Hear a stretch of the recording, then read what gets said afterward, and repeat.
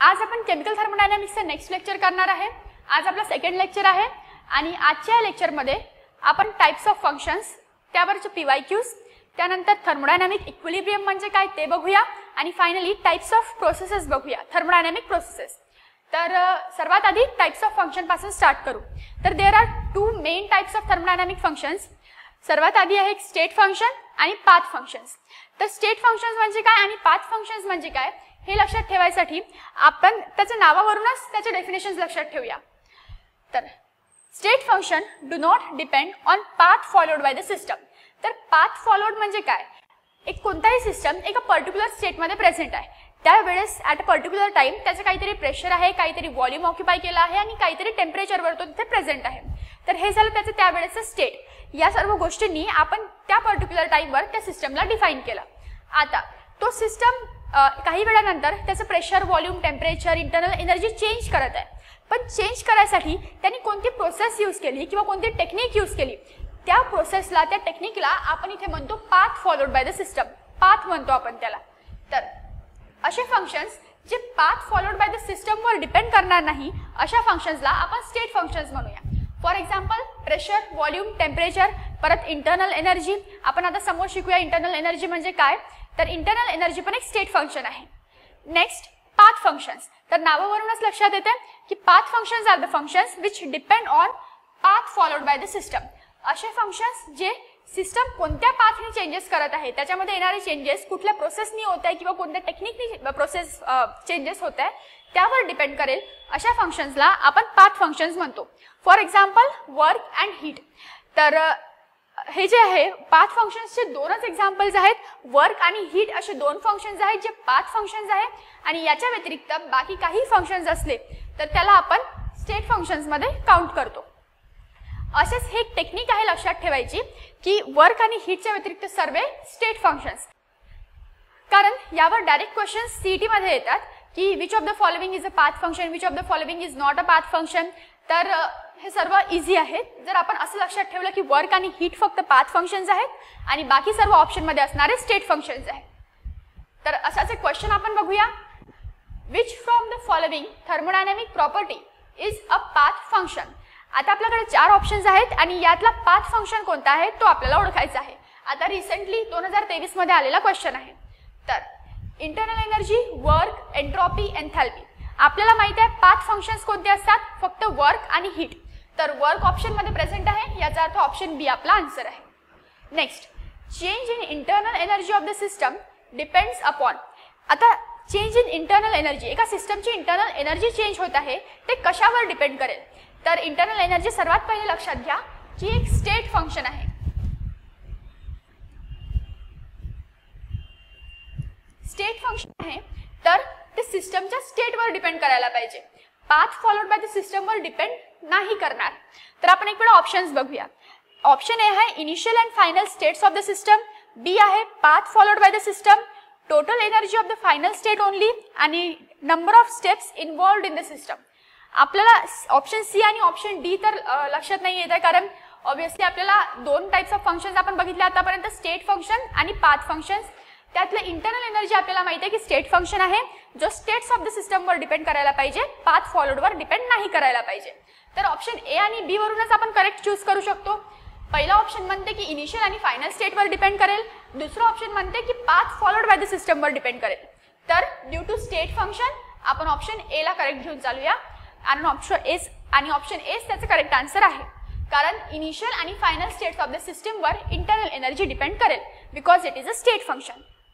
Next आता आपण बघूया थर्मोडायनामिक इक्विलिब्रियम म्हणजे काय। तर ते समजायसाठी आपण एक gas enclosed in a cylinder consider करू। त्याला आपण एक मुव्हेबल, एअरटाईट आणि फ्रिक्शनलेस पिस्टननी त्या सिलेंडरला हे केलेलं आहे। तर gas has temperature T1, pressure P1 आणि व्हॉल्यूम V1। आपण इथे एक सिलेंडर कन्सिडर केला, त्यामध्ये गॅस प्रेझेंट आहे। या गॅसचं व्हॉल्यूम आपण V1 घेतला, टेम्परेचर T1 आणि प्रेशर P1 घेऊन चालूया। आपण याला एका एअरटाईट मुव्हेबल मासलेस फ्रिक्शननी इथे फिट केलं आहे। आता या पर्टिक्युलर टाइमवर हे काही पॅरामीटर्स आहे जे या गॅसच्या सिस्टमला डिफाइन करत आहे, म्हणजे V1, T1 आणि P1 या तीन पॅरामीटर्स। आता me now move the piston in the upward direction so that the gas expands. आता आपण जर त्या पिस्टनची मुवमेंट अपवर्ड डायरेक्शननी केली तर ती गॅस एक्सपांड होईल, ऑब्वियसली त्याचं व्हॉल्यूम इन्क्रीज होईल. आपल्याला माहिती आहे की गॅस जितकंही व्हॉल्यूम त्याच्याकडे प्रेझेंट असते किंवा अवेलेबल असते ते पूर्ण व्हॉल्यूम गॅस ऑक्युपाय करते. तर जर मी पिस्टनला वर सरकवत आहे याचा अर्थ मी व्हॉल्यूम इन्क्रीज करत आहे, तर गॅस पूर्ण व्हॉल्यूम ऑक्युपाय करेल, गॅस एक्सपांड होईल.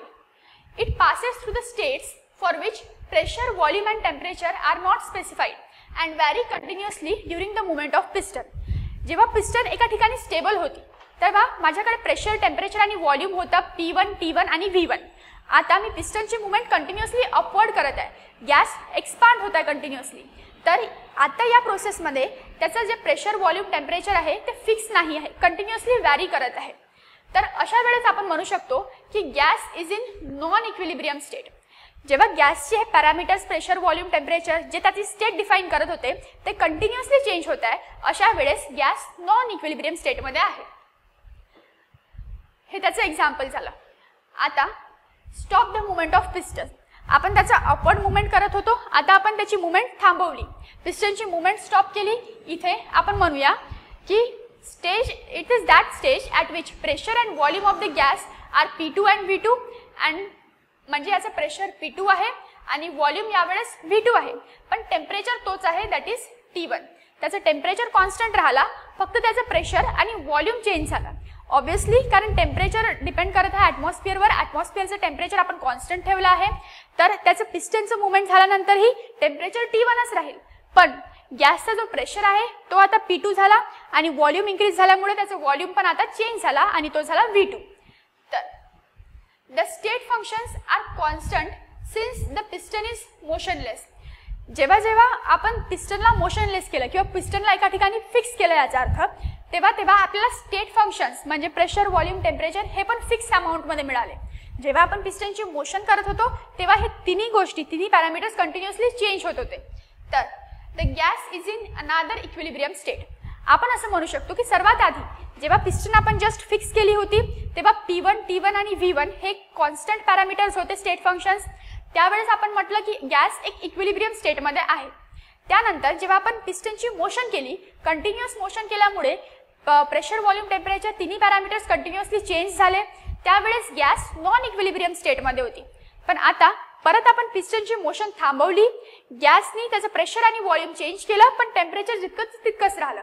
तर आपण म्हणू शकतो की आता परत गॅसकडे एक फिक्स्ड पॅरामीटर आहे. तिन्ही प्रेशर, व्हॉल्यूम आणि टेम्परेचर एका फिक्स अमाऊंटमध्ये प्रेझेंट आहे जे त्याला डिफाईन करत आहे. तर आता गॅस एका वेगळ्या इक्विलिब्रियम स्टेटमध्ये आहे, म्हणजे परत गॅसने इक्विलिब्रियम अटेन केला आहे. नेक्स्ट, म्हणून a system is said to be in thermodynamic equilibrium when its state function do not vary with time. आता आपण असं म्हणू शकतो कोणताही सिस्टम तेव्हा थर्मोडायनामिक इक्विलिब्रियम मध्ये असते जेव्हा त्याचे स्टेट फंक्शन्स म्हणजे प्रेशर, व्हॉल्यूम आणि टेम्परेचर टाइम सोबत व्हॅरी करत नाही. किंवा आपण सिंपल लँग्वेजमध्ये म्हणू शकतो की जेव्हा कोणत्याही सिस्टमचा प्रेशर, व्हॉल्यूम, टेम्परेचर किंवा आणखी अदर स्टेट फंक्शन्स कॉन्स्टंट असते तेव्हा त्या सिस्टम थर्मोडायनामिक इक्विलिब्रियम मध्ये प्रेझेंट असते. नेक्स्ट, आता आपण बघूया टाइप्स ऑफ थर्मोडायनामिक्स प्रोसेसेस. तर आपल्याला माहिती आहे there are 4 thermodynamic process: isothermal process, isobaric process, isochoric process आणि ॲडियाबॅटिक प्रोसेस. तर ह्या आहेत 4 thermodynamic processes. One by one याला डिस्कस करूया. तर सर्वात आधी आहे isothermal process. It is the process in which temperature of the system remains constant. Isothermal process एक अशी प्रोसेस आहे ज्यामध्ये सिस्टमचं टेम्परेचर कॉन्स्टंट राहते. फॉर एक्झाम्पल आपण मागे बघितलं जेव्हा आपण गॅसला एका सिलेंडरमध्ये घेतलं, मग पिस्टनची मोशन केली, तेव्हा आपण बघितलं की पहिल्या आणि दुसऱ्या इक्विलिब्रियम स्टेटमध्ये सिस्टमचं जे टेम्परेचर आहे ते कॉन्स्टंटच होतं. तर अशा केसमध्ये जेव्हा सिस्टमचं टेम्परेचर कॉन्स्टंट राहते त्या प्रोसेसला आपण आयसोथर्मल प्रोसेस म्हणतो. तर या प्रोसेसमध्ये आपण म्हणू शकतो की T is equals to constant आहे, म्हणजे टेम्परेचर कॉन्स्टंट आहे. म्हणजे जर इनिशियल टेम्परेचर जितका होता तितकाच जर फायनल टेम्परेचर आहे तर याचा अर्थ जो चेंज इन टेम्परेचर आला तो 0 आहे. आणि जे internal energy of the system आहे ते असते NCV डेल्टा T. म्हणजे internal energy, change in internal energy of the system depend करत आहे चेंज इन टेम्परेचरवर.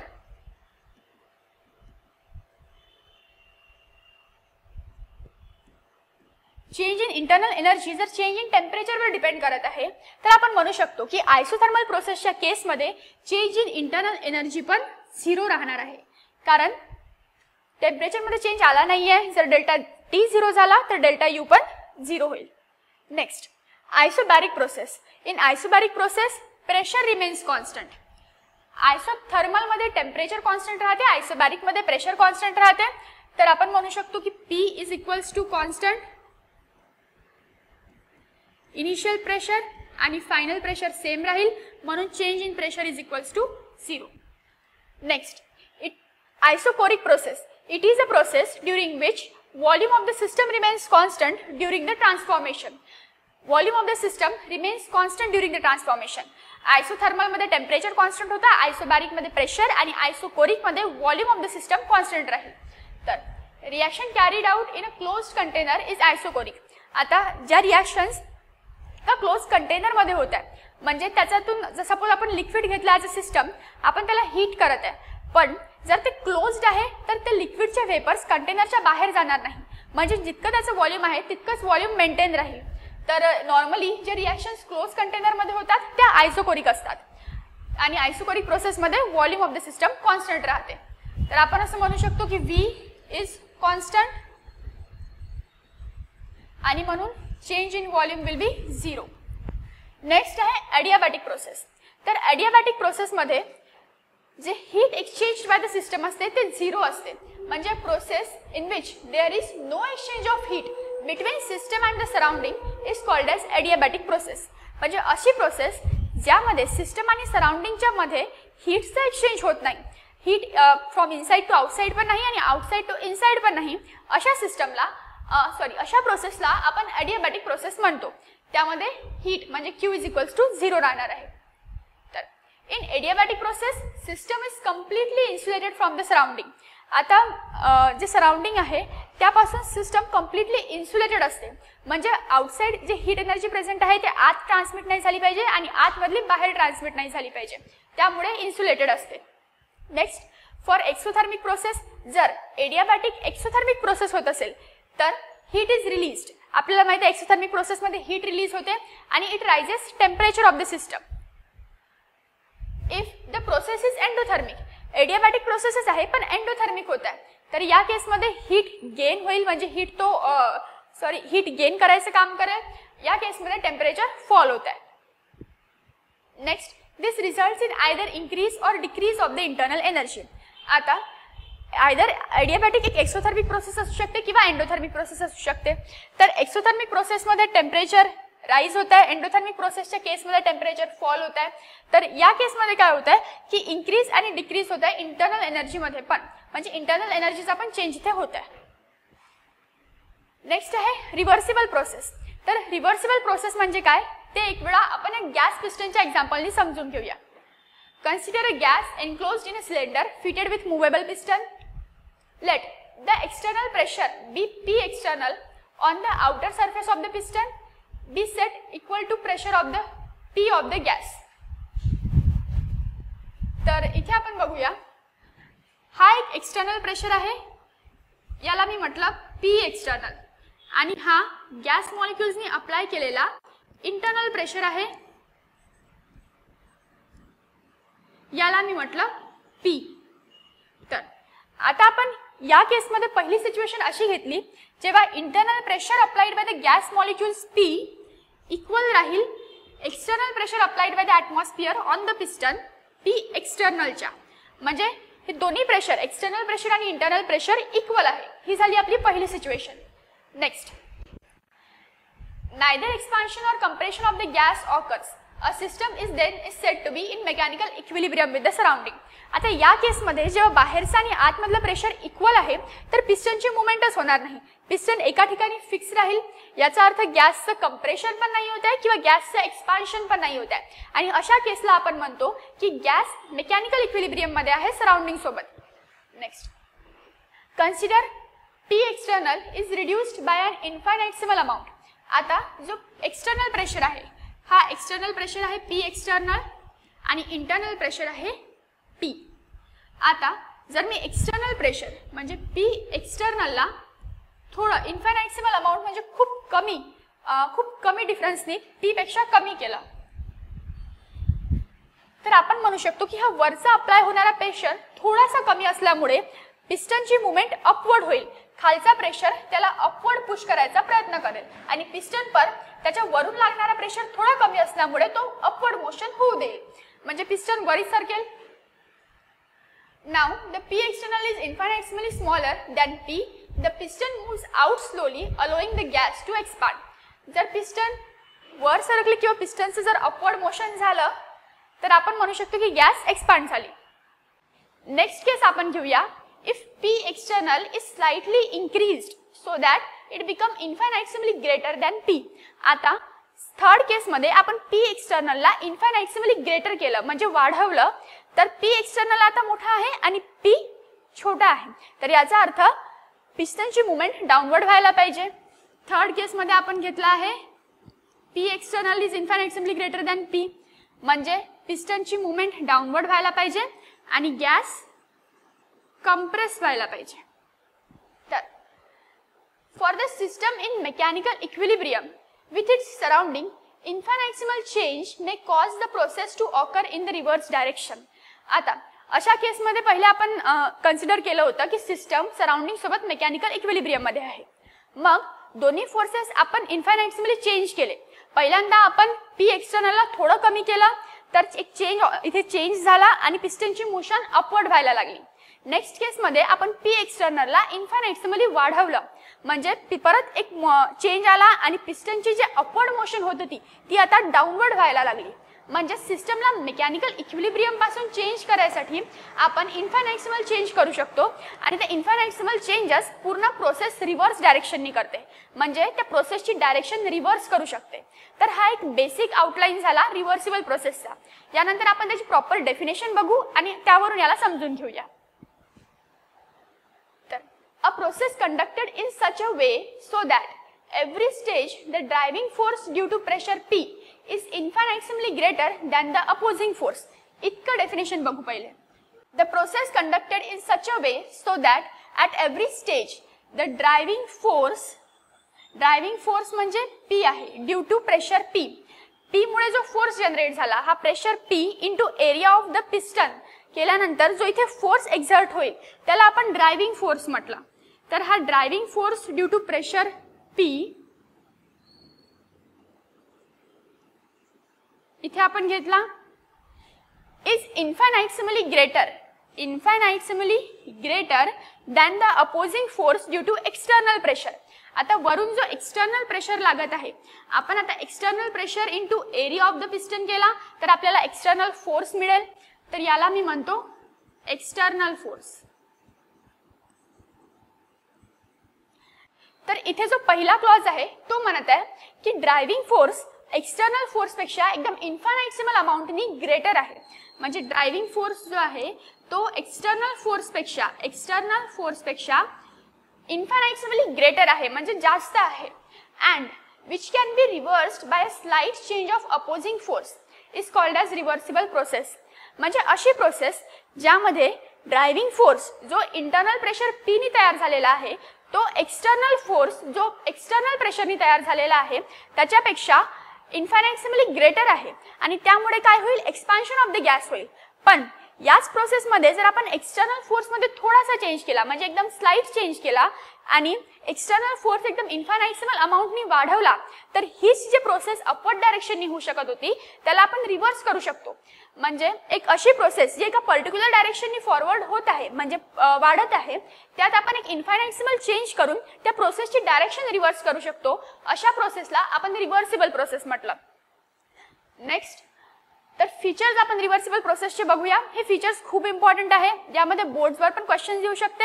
परत सीईटी मध्ये पण डायरेक्ट क्वेश्चन्स येतात की which of the following is features of the reversible process. तर आपल्याला फीचर्स ओळखायचे असतील किंवा कोणतं फीचर नाही आहे तर त्याला आपल्याला टिक आउट करायचं असेल असे क्वेश्चन्स सीईटी मध्ये येतात. तर त्या हिशोबाने आपल्याला फीचर्स लक्षात ठेवावं लागेल. Driving force and opposing force differ by an infinitesimal amount. जो ड्रायव्हिंग फोर्स होता याला आपण ड्रायव्हिंग फोर्स म्हटलं आणि हा जो अपोजिंग फोर्स होता ड्रायव्हिंग फोर्स आणि अपोजिंग फोर्स मध्ये जो डिफरन्स आहे तो एकदम इन्फायनाइटसिमल डिफरन्स आहे. तर हा झाला पहिला feature. Second, process can be reversed by infinitesimal change in the condition. जर ही प्रोसेस अपवर्ड डायरेक्शननी होत आहे तर आपण या प्रोसेसला रिव्हर्स करू शकतो, म्हणजे अपवर्ड टू डाऊनवर्ड मोशन याची करू शकतो जस्ट बाय इन्फायनाइटसिमल चेंज. एक छोटासा चेंज आपल्याला अपोजिंग फोर्स मध्ये करावं लागेल. म्हणजे जर आधी ड्रायव्हिंग फोर्स थोडासा मोठा होता तर आता अपोजिंग फोर्सला आपल्याला थोड्याशा अमाऊंटनी वाढवावं लागेल. तर असं म्हणत आहे की process can be reversed by infinitesimal change. Now reversible process proceeds infinitesimally slowly. Reversible प्रोसेसचा हा फीचर आहे की ते एकदम स्लोली होते, इन्फायनाइटसिमली स्लोली प्रोसेस होते, परत इन्फायनाइट नंबर ऑफ स्टेप्स मध्ये होते. म्हणजे large number of steps reversible process मध्ये कॅरी ऑन केल्या जाते, परत ही प्रोसेस एक्स्ट्रीमली स्लो असते. त्यानंतरचा पॉइंट आहे, at the end of every step the system attains mechanical equilibrium with the surrounding. म्हणजे लार्ज नंबर ऑफ स्टेप्स मध्ये पण प्रत्येक स्टेपच्या एंडवर सिस्टम सराउंडिंग सोबत मेकॅनिकल इक्विलिब्रियम मध्ये येतो. मग परत एक पुढची स्टेप कॅरी ऑन होते, परत त्या स्टेपच्या एंडवर सिस्टम सराउंडिंग सोबत मेकॅनिकल इक्विलिब्रियम मध्ये येतो. तर हे 4 झाले फीचर्स ऑफ रिव्हर्सिबल प्रोसेस. याला असं लक्षात ठेवावं लागेल. नंतर एक प्रॅक्टिस क्वेश्चन यावर बघूया. Which among the following is not the feature of reversible process. या 4 ऑप्शन पैकी कोणता रिव्हर्सिबल प्रोसेसचा फीचर नाही आहे तो बघायचा आहे. तर सर्वात पहिला ऑप्शन आहे, driving force and opposing force differ bye a large amount. इथे लार्ज अमाऊंट म्हटलं आहे, पण आपल्याला माहिती आहे लार्ज अमाऊंटनी नसते, ते इन्फायनाइटसिमल अमाऊंटनी डिफर करतात, म्हणजे एकदम स्मॉल अमाऊंटनी डिफर करतात. The process can be reversed by infinitesimal change in the pressure. बरोबर आहे. The reversible process proceeds very slowly. बरोबर आहे. The system attains mechanical equilibrium at the end of every step. हे पण बरोबर आहे. तर सर्वात आधी आपल्याला क्वेश्चन मध्ये म्हटलेलं आहे की नॉट द फीचर. 4 ऑप्शन पैकी कोणता फीचर नाही आहे, तर त्या हिशोबाने आपला आन्सर ए असायला पाहिजे. कारण ए मध्ये चुकीचं म्हटलेलं आहे, लार्ज अमाऊंट नाही, इथे इन्फायनाइटसिमल अमाऊंट पाहिजे होतं. तर इथेच आपलं आजचं लेक्चर संपलेलं आहे. आजच्या लेक्चरमध्ये आपण टाइप्स ऑफ फंक्शन्स, मग त्यानंतर काही PYQs बघितले, परत टाइप्स ऑफ प्रोसेसेस, मग रिव्हर्सिबल प्रोसेस म्हणजे काय असतं ते सर्व बघितलं. त्यानंतर त्यावरचे फीचर्स बघितले आणि एक क्वेश्चन सॉल्व्ह केला. तर असेच हा खूप आतापर्यंतच्या लेक्चरमध्ये खूप इझी टॉपिक्स आपण घेतले आहे आणि यावर क्वेश्चन्स येतात. तर याला असं लक्षात ठेवायचं किंवा पाठ करायचे, म्हणजे फंक्शन्स, टाइप्स ऑफ फंक्शन्सचे एक्झाम्पल, परत एक्सटेन्सिव्ह इंटेन्सिव्ह प्रॉपर्टीजचे एक्झाम्पल, त्याला जसं टेक्स्टबुकमध्ये दिले आहे, जितके एक्झाम्पल्स टेक्स्टबुकमध्ये दिले आहे तितके तरी तसेच पाठ करून ठेवायचे. तर आपल्याला क्वेश्चन सॉल्व्ह करायला इझी जाईल, म्हणजे डायरेक्ट टिक आपण करू शकू. थँक्यू. आपण पुढल्या लेक्चरमध्ये भेटूया.